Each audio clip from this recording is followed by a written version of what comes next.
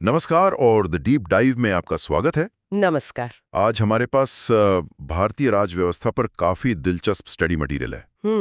देखिए, हम सब जानते हैं कि भारत एक देश है, पर यह देश असल में बना कैसे, इसकी बुनियाद क्या है? सही सवाल है। आज की हमारी पड़ताल इसी के बारे में।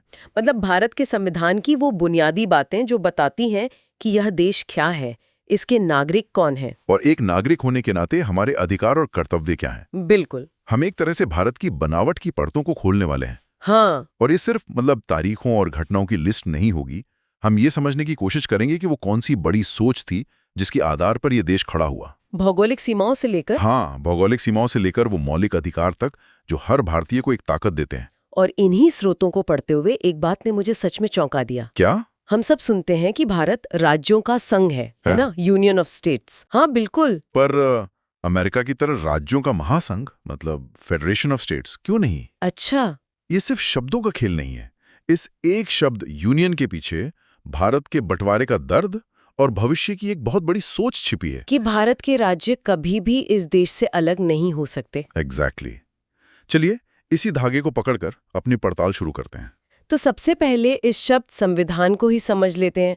हमारे स्रोत इसकी एक बहुत ही सरल परिभाषा देते हैं। क्या है वो? सभी के लिए बराबर कानून। सिंपल। हाँ, ये वो रूल बुक है जो तय करती है कि देश कैसे चलेगा, सरकार की शक्तियां क्या होंगी और नागरिकों के अधिकार क्या होंगे। और इस रूल बुक का पहला ही पन्ना, आर्टिकल 1, भारत की पहचान तय कर देता है। बिल्कुल। ये कहता है, India, that is Bharat, shall be a union of states. Bharat अर्थात इंडिया राज्यों का संघ होगा। और यहाँ पर ये यूनियन शब्द, जैसा हमने कहा, बहुत सोच समझकर इस्तेमाल किया गया। हाँ, क्योंकि दुनिया में आप देखें तो देशों के बनने के 3 मॉडल होते हैं। सबसे कमजोर होता है परिसंघ या कॉन्फेडरेशन, जहाँ कुछ देश मिलकर एक ढीला ढाला संगठन बनाते हैं और कोई भी कभी भी अलग हो सकता है। ठीक है। दूसरा है महासंघ या फेडरेशन, जैसा अमेरिका में है। हाँ। वहाँ 50 अलग अलग राज्य एक समझौते के तहत साथ आए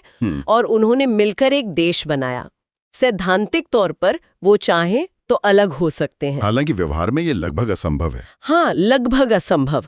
और तीसरा है यूनियन यानी संघ, जो भारत है। यहाँ पर मामला उल्टा है। बिल्कुल, यहाँ देश ने राज्यों को बनाया है, राज्यों ने मिलकर देश को नहीं। अच्छा। और इसीलिए यहाँ किसी भी राज्य को देश से अलग होने का अधिकार ही नहीं है। मतलब संविधान बनाने वाले ये सुनिश्चित करना चाहते थे कि 1947 में जो हुआ वो दोबारा कभी ना हो, भारत फिर कभी ना टूटे। आपने बंटवारे की बात की और वो यहाँ बहुत जरूरी है।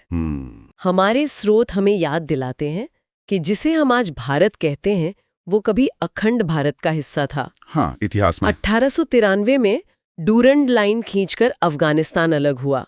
फिर 1935 के एक्ट में बर्मा यानी आज का म्यांमार, उसको अलग कर दिया गया। और फिर 1947 में तो धर्म के आधार पर पाकिस्तान बना, जिसमें देश को 2 हिस्सों में बांट दिया, पश्चिमी और पूर्वी पाकिस्तान। और इन विभाजनों ने हमें नई सीमाएं दी, भारत पाकिस्तान के बीच रेडक्लिफ रेखा। और जो पूर्वी पाकिस्तान बाद में बांग्लादेश बना, उसके साथ हमारी जीरो लाइन। लेकिन आजादी के वक्त एक और बहुत बड़ी चुनौती थी जिसके बारे में हम अक्सर भूल जाते हैं। रियासतें। हाँ, 552 से ज्यादा देसी रियासतें। ये अपने आप में छोटे छोटे देश थे। ये भारत के लिए एक टिकिंग टाइम बॉम्ब जैसा था। सही बात है। अंग्रेजों ने जाते जाते इन राजा नवाबों को 3 विकल्प दिए, या तो भारत में शामिल हो जाओ, या पाकिस्तान में, या फिर आजाद रहो। हाँ, आप सोचिए, अगर ये 500 से ज्यादा रियासतें आजाद देश बन जाती तो भारत का नक्शा कैसा होता? कल्पना करना भी मुश्किल है। यहीं पर सरदार वल्लभ भाई पटेल, उनके सचिव वीपी मेनन और लॉर्ड माउंटबेटन का किरदार कहानी में आता है। और क्या कमाल का काम किया उन्होंने। बिल्कुल। ज्यादातर रियासतें तो मान गई, लेकिन तीन रियासतें असल सिरदर्द बन गई। हैदराबाद, जूनागढ़ और जम्मू कश्मीर। और तीनों की समस्याएं एक दूसरे से बिल्कुल अलग थी, है ना? हाँ, बिल्कुल अलग। हैदराबाद की चुनौती भौगोलिक थी, वो भारत के बिल्कुल बीच में था और उसका निजाम पाकिस्तान में शामिल होना चाहता था। मतलब भारत के दिल में एक दुश्मन देश बनाने जैसा, ये तो असंभव था। असंभव था। तो पटेल ने क्या किया? उन्होंने पुलिस की वर्दी में सेना भेज दी। अच्छा। इस ऑपरेशन को नाम दिया गया ऑपरेशन पोलो। कुछ ही दिनों की कार्रवाई के बाद निजाम ने सरेंडर कर दिया और हैदराबाद भारत का हिस्सा बन गया। ये एक साफ संदेश था कि भारत अपनी भौगोलिक अखंडता से कोई समझौता नहीं करेगा। बिल्कुल।